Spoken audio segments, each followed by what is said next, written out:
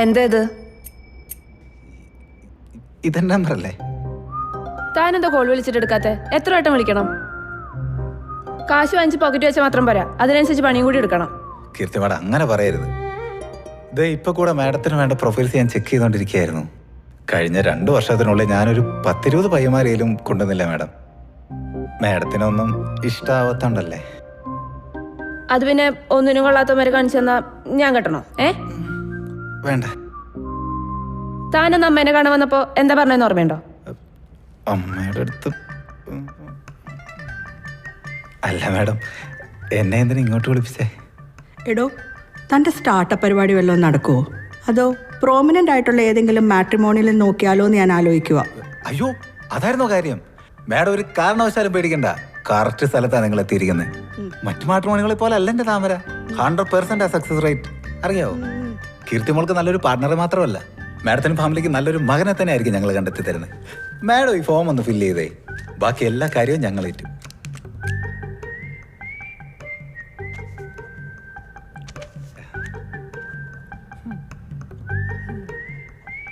ദാ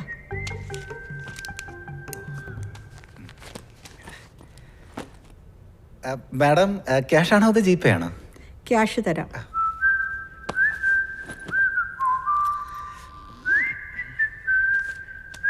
$5000 ഉണ്ടേ. എനിക്ക് മാഡത്തിന് വിശ്വാസം. ദാ കീർത്തിയുടെ ഫോട്ടോ.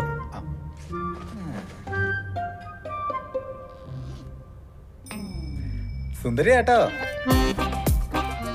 കീർത്തി മോള് കല്യാണം കഴിക്കാൻ റെഡി ആയിട്ടിരുന്നോ? 2 ആഴ്ച കൊണ്ട് ഈ ആങ്ങള മോളുടെ കല്യാണം നടത്തി തരും. എന്നാ ശരി മാഡം.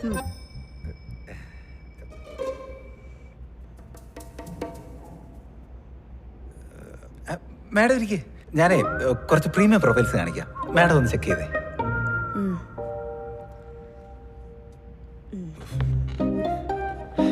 മാഡം ഇതെല്ലാം ന്യൂ പ്രീമിയം മെമ്പേഴ്സ് ആണ്. മാഡത്തിന് ഏതാ ഇഷ്ടമെന്ന് വെച്ചാൽ നോക്കിയെടുത്തോ. എക്സ്ട്രാ 1500 തന്നാൽ മതി. ജസ്റ്റ് 1500. വേണ്ട, 1500 രൂപ വേണ്ട. മാഡത്തിന് ഫ്രീ. നോക്കിക്കോളൂ മാഡം. ഇതുണ്ടോ മാഡം, നമുക്ക് സോഫ്റ്റ്വെയർ എഞ്ചിനീയർ ഉണ്ട്, ഫൈനാൻഷ്യൽ അനലിസ്റ്റ് ഉണ്ട്. ഒരു പെൺകുച്ചനും വേണ്ടുണ്ട്, നല്ല അടാറ് സാധനം.